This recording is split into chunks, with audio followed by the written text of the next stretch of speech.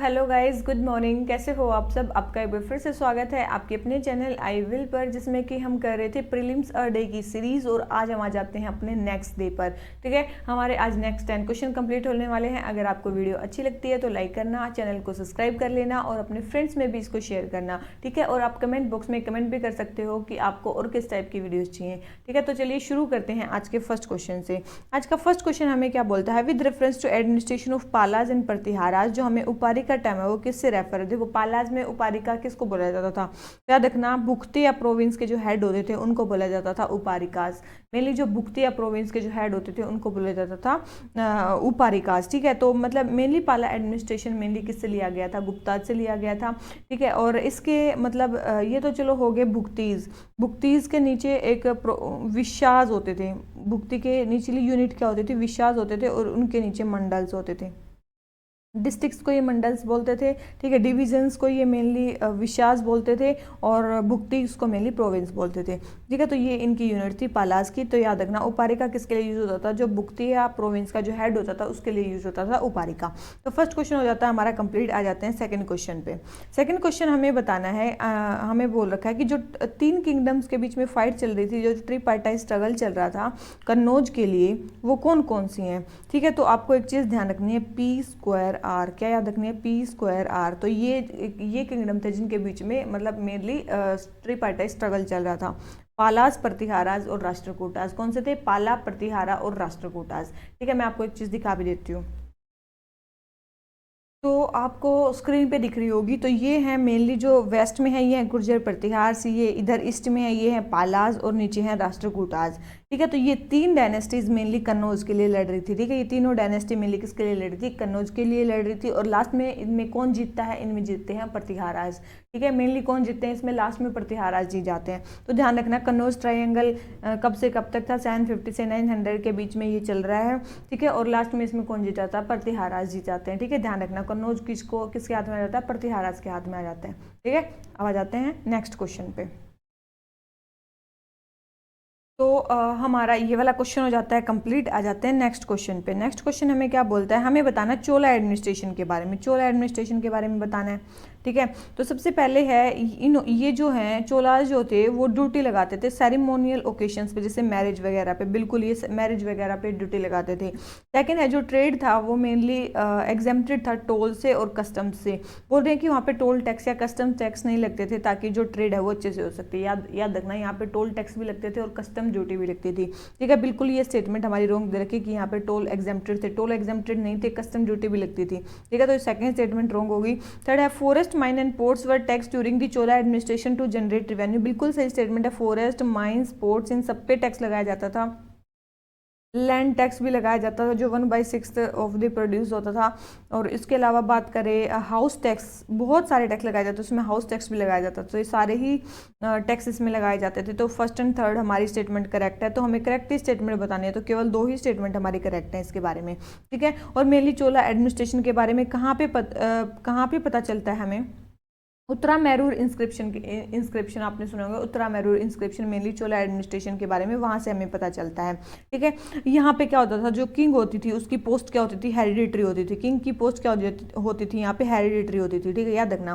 ठीक है, चोला एडमिनिस्ट्रेशन में। इसके अलावा एक और चीज़ होती थी यहाँ पे, जो लोअर ऑफिशियल्स होते थे, उनको बोला जाता था तिरुनतरम।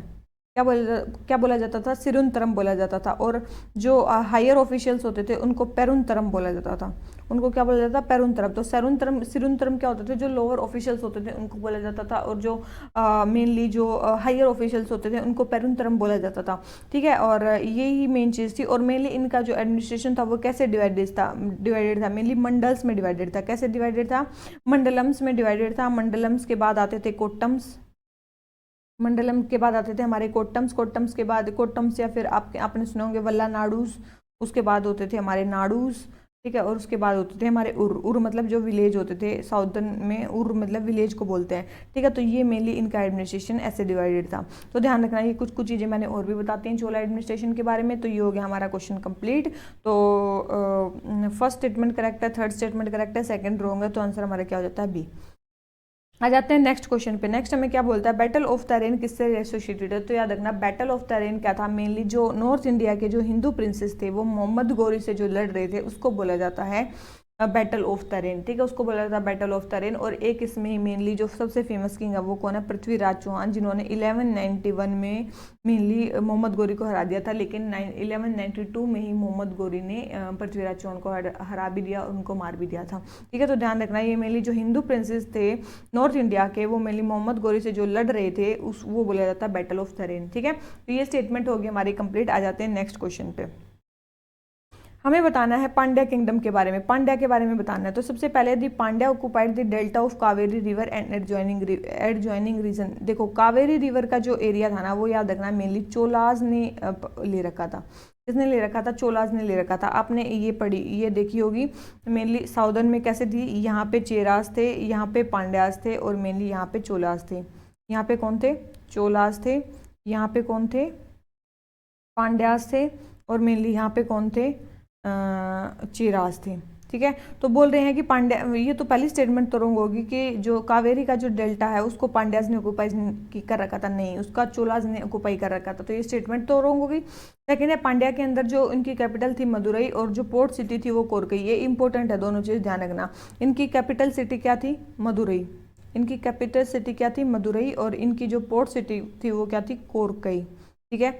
ये बहुत फेमस है, ठीक है। कोरकई फेमस पोर्ट सिटी थी पांड्यास की और मदुरई इनकी कैपिटल थी। चोलाज की फेमस पोर्ट सिटी क्या थी, पुहड़, आपने नाम सुना होगा पुहड़ सिटी, याद रखना बहुत फेमस थी इनकी, ये थी पोर्ट सिटी पुहड़, काफ़ी ज़्यादा फेमस थी। और चेराज की एक पोर्ट सिटी थी तोंडी, ठीक है। तो ध्यान रखना ये कुछ फेमस पोर्ट सिटी हैं इन अलग अलग किंगडम की, ध्यान रखना इन तीनों को ही, ठीक है। तो ये थी, तो ये स्टेटमेंट बिल्कुल सही है कि इनकी कैपिटल मदुरई थी, इनकी पोर्ट सिटी कोरकई थी, ये ग्रेट सेंटर थे ट्रेड और कॉमर्स के, ये स्टेटमेंट बिल्कुल सही है।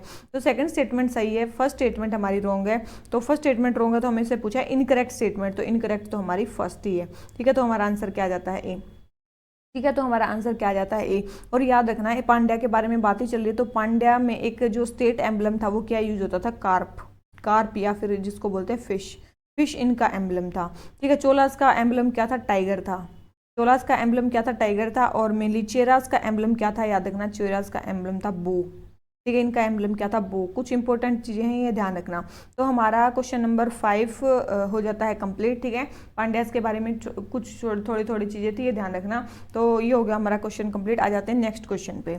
नेक्स्ट क्वेश्चन हमें क्या बोलता है, क्वाड के बारे में बताना है। क्वाड आपने पता होगा, क्वाड में इंडिया भी शामिल है। तो कौन कौन सी कंट्री है, क्वाड में 4 कंट्रीज हैं, कौन कौन सी हैं, सबसे पहले है इंडिया, ठीक है, उसके बाद है ऑस्ट्रेलिया, उसके बाद है जापान और उसके बाद है यूएसए, ठीक है। ये 4 कंट्रीज हैं। तो सबसे पहले है क्वाड में एक ह्यूमैनिटेरियन असिस्टेंस और डिजास्टर रिलीफ की पार्टनरशिप भी है जो मिलकर कोऑर्डिनेट करती है जब डिजास्टर रिस्पांस ऑपरेशंस करने होते हैं इंडो पैसिफिक में, बिल्कुल इसमें डिजास्टर रिस्पांस की भी एक वो है ब्रांच है।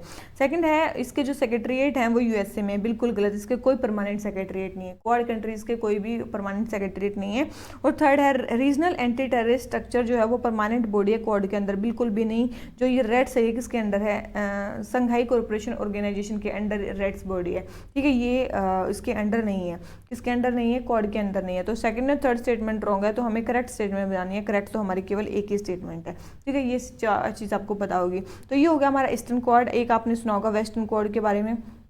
वेस्टर्न क्वाड के बारे में वेस्टर्न क्वाड कौन सा है, आपने सुना होगा वेस्टर्न क्वाड में I2U2 आता है, जिसको चाइना ने दिया है वेस्टर्न क्वाड का नाम I2U2, मतलब इंडिया, इजराइल, ठीक है, इंडिया, इजराइल, यूएसए और यूएई, ठीक है। ये 4 कंट्रीज मिलके बनाती हैं ये जो चाइना ने दूसरा नाम दिया, तो ध्यान रखना इन चीज़ों को, ठीक है। तो क्वाड के बारे में हो गया हमारा क्वेश्चन कंप्लीट। आ जाते हैं नेक्स्ट क्वेश्चन पे।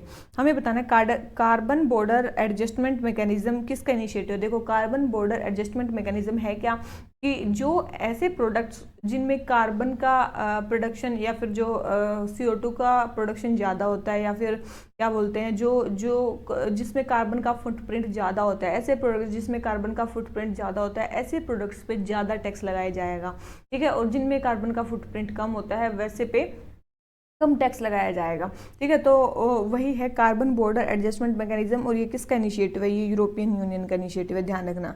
किसका इनिशिएटिव है, यूरोपियन यूनियन का इनिशिएटिव है। तो ये हो गया हमारा आंसर सी। आ जाते हैं नेक्स्ट क्वेश्चन पे। नेहरू लियाकत पैक्ट या दिल्ली पैक्ट। देखो नेहरू लियाकत पैक्ट या दिल्ली पैक्ट क्या था, याद रखना। इंडिया और पाकिस्तान जब आज़ाद हुए तो दोनों में एक एग्रीमेंट हुआ था, उसको बोलते हैं दिल्ली पैक्ट या फिर नेहरू लियाकत पैक्ट, जिसमें हुआ था कि हम आपस में ये डिसाइड हुआ कि हम अपने अपने कंट्रीज़ में जो माइनॉरिटीज़ हैं उनको उनके साथ अच्छा ट्रीटमेंट करेंगे, उनके साथ अच्छा ट्रीटमेंट करेंगे, ये डिसाइड हुआ था। ठीक है, तो माइनॉरिटीज़ के ट्रीटमेंट के हुआ था कि दोनों कंट्रीज़ में हम अपने अपने कंट्रीज़ में जो माइनॉरिटीज़ हैं उसको अच्छे से ट्रीट करेंगे, उसके लिए ये एग्रीमेंट हुआ था, नेहरू लियाकत पैक्ट या दिल्ली पैक्ट भी इसको बोलते हैं। तो ये हमारा क्वेश्चन नंबर 3 आंसर हो गया डी। आ जाते हैं नेक्स्ट क्वेश्चन पे। नेक्स्ट हमें क्या बोलता है, हमें बताना है क्रिटिकल मिनरल पार्टनरशिप के बारे में। किसके बारे में? क्रिटिकल मिनरल पार्टनरशिप के बारे में, जो अभी इंडिया ने भी, देखो सबसे पहले लास्ट देखो, इंडिया हैज़ न्यूएस्ट पार्टनर, बिल्कुल इंडिया अभी इसका न्यूएस्ट पार्टनर बना है। ये यूएस से लेड है, बिल्कुल लेड है। और मेनली इसमें क्या किया जाएगा, डाइवर्स किया जाएगा और सस्टेनेबल बनाया जाएगा जो क्रिटिकल एनर्जी की मिनरल सप्लाई चेन है उसको। ठीक है, जो क्रिटिकल एनर्जी मिनरल्स हैं उनकी सप्लाई चेन को मेनली डाइवर्स किया जाएगा, सस्टेनेबल किया जाएगा ग्लोबली। बिल्कुल इसी को करने के लिए मेनली ये स्टार्ट की गई है क्रिटिकल मिनरल पार्टनरशिप, और अभी इंडिया भी इसमें ऐड हुआ है। तो तीनों ही स्टेटमेंट इसके बारे में करेक्ट है, तो हमारी आंसर क्या हो जाता है सी, क्योंकि पूछा क्या हमसे, करेक्ट स्टेटमेंट पूछी है। ठीक है, तो ध्यान रखना इसको। तो ये हमारा हो गया क्रिटिकल मिनरल पार्टनरशिप के बारे में। आ जाते हैं नेक्स्ट क्वेश्चन पे। हमें बताना है एक्सटर्नल एड का क्या इम्पैक्ट होता है इंडियन इकोनॉमी पे। देखो सबसे पहले है, देखो अगर कोई एक्सटर्नल एड देता है तो ये तो बिल्कुल सही स्टेटमेंट है कि उससे फॉरेन करेंसी इंडिया के अंदर आती है, जो मेनली बीओपी को हमारी क्या कर देगी, डेफिसिट को रिड्यूस कर देगी, बिल्कुल। ठीक है, तो ये स्टेटमेंट तो बिल्कुल सही है। सेकेंड बोल रहे हैं कि इससे क्राउड आउट इफेक्ट हो जाएगा डोमेस्टिक मार्केट में, तो बिल्कुल गलत स्टेटमेंट है। मेनली क्राउड आउट इफेक्ट किसके लिए होता है, मेनली जब जो हमारी गवर्नमेंट है, जब हमारी टोटल मार्केट में फंड्स कम होते हैं और गवर्नमेंट जो होती है वो इन्वेस्टमेंट करने के लिए सारे फंड बैंकिंग सेक्टर से उठा लेती है। ठीक है, तो मेनली क्या हो जाता है, तो प्राइवेट्स जो है वो क्राउड आउट हो जाते हैं, उनको उतना मतलब इन्वेस्टमेंट के लिए पैसा नहीं मिलता है बैंकों से, तो उसको बोलते हैं क्राउड आउट इफेक्ट।